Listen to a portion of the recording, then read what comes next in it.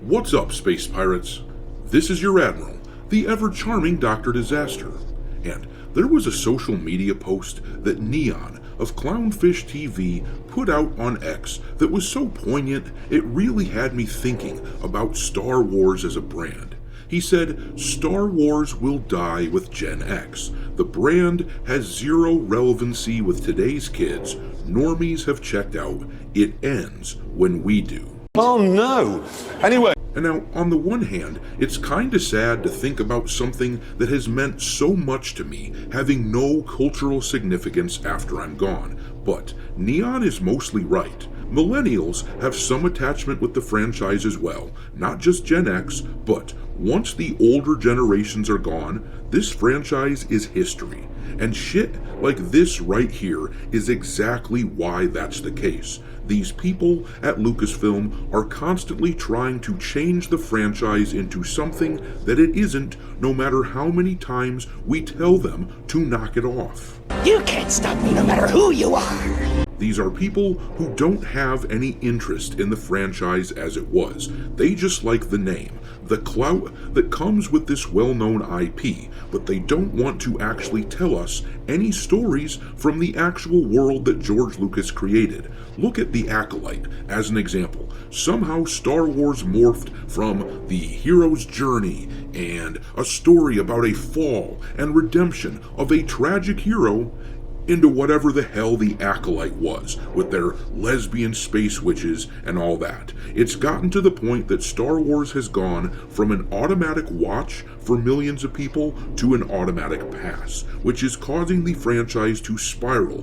where few projects actually get made even after they're announced. And now, once again, it looks like we've got one of these supposed directors of an announced Star Wars movie, James Mangold, coming out and asserting in an interview that the movie is still totally happening.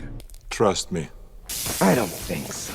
Those Star Wars movies that they announced a couple of years ago were supposed to start releasing next year, but the only one that's actually moving forward is the Mandalorian Grogu movie that virtually nobody is excited for after they butchered the show and turned it into something unrecognizable.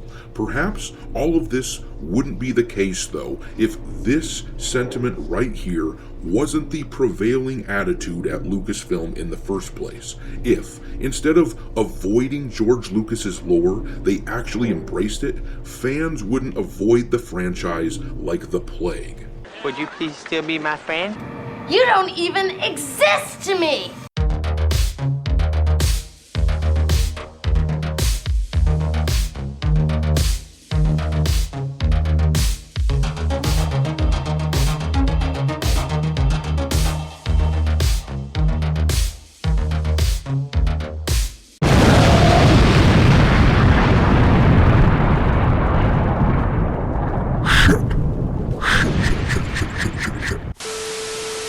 Alright, me hearties, make sure you like this video and subscribe to the channel if you haven't already, and also, don't forget to follow me on X, where my handle is Dr. Disaster 1. But let's take a look at what James Mangold, the director of Indiana Jones and the Dial of Destiny, let's see what this dolt had to say about his Star Wars movie, and we'll talk about what this means to the Star Wars franchise as a whole.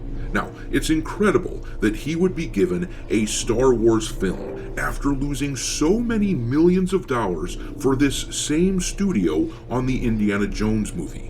On the one hand, I want to say that Lucasfilm is simply incapable of learning lessons, but on the other hand, I really kinda doubt that this movie ends up being made in the long run. They'll probably quietly shelve it like they do with all the other Kathleen Kennedy vanity projects that they announce these days, and 6 years from now, in interviews, Mangold will still be insisting that someday they're gonna start filming his movie.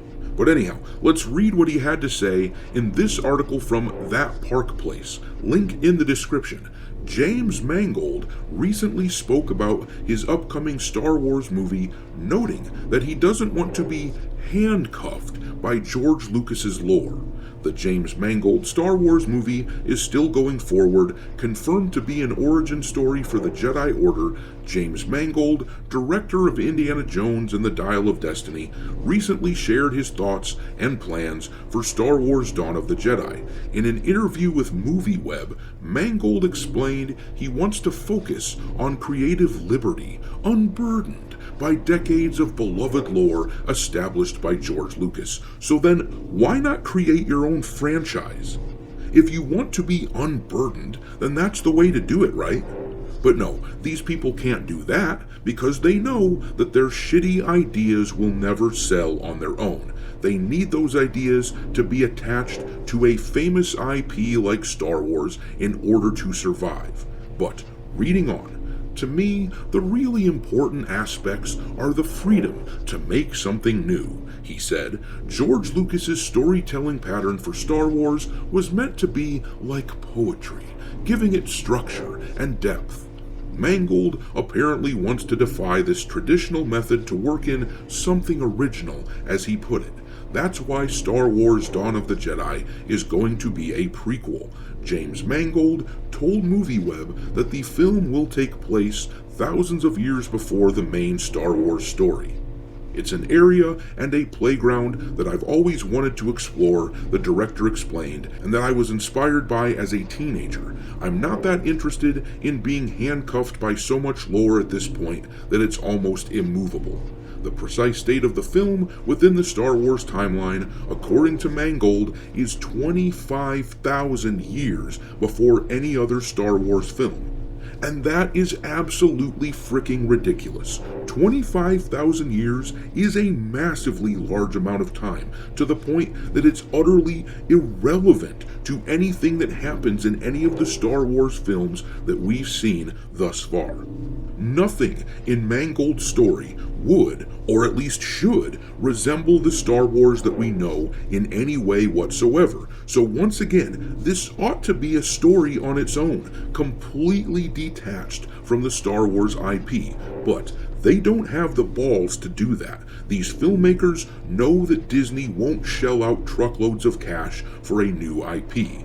So that's why we are left with this weird Star Wars / girl boss hybrid franchise that nobody but the most brainwashed of Lucasfilm acolytes still watches. I mean, just look at the viewing figures for Skeleton Crew, which we covered on this channel a few times. It was easily the least watched live-action Star Wars Disney Plus show ever, although I've heard some pretty decent things about it.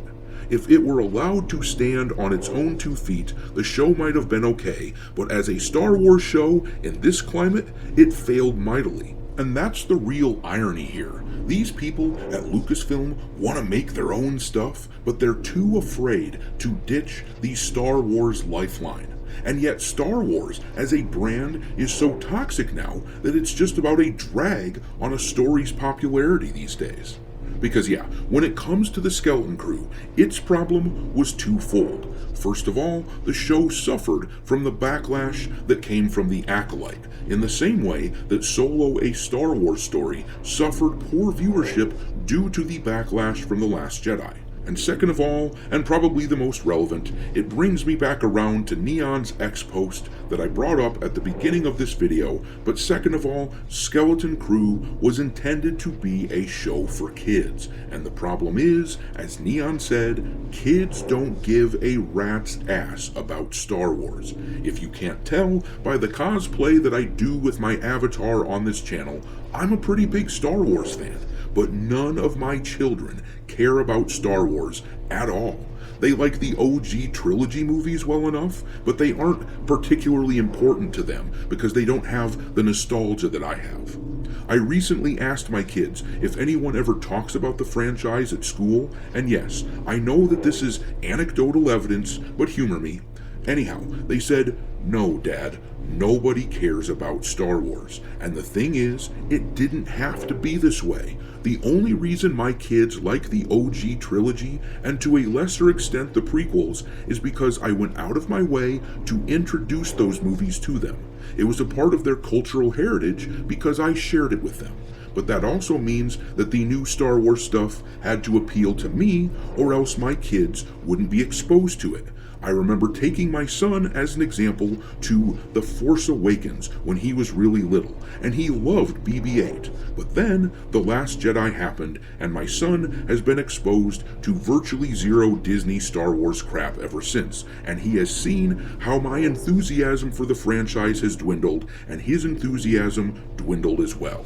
Disney needed to win over the old school fans in order to keep the franchise afloat, but they failed to do that in large enough quantities. They tried so hard to appeal to a female progressive audience, but by doing this, they've lost too much of the core audience and therefore lost the transcendent cultural relevancy that once made the IP so special and so damned expensive for Disney to obtain. The franchise will absolutely die with the older generations, and you'd think that in the meantime, Disney would be trying to milk this thing for everything they can before it goes away, but most of their projects fall apart because they're inept and because the fan feedback tells them how much we hate their stupid ideas. I suspect that the purchase and subsequent mishandling of Star Wars will one day go down as just about the greatest Hollywood boondoggle of all time, but I'm going to leave it there. Drop your mockery of the Star Wars franchise and of James Mangold and his movie that is totally definitely gonna happen into the comment section below, and we will talk there. Thanks for watching me, Hearties. If you haven't already, your Admiral is inviting you to subscribe to the channel and become a part of the crew. Life as a space pirate may not be glamorous, but there's always plenty of booty.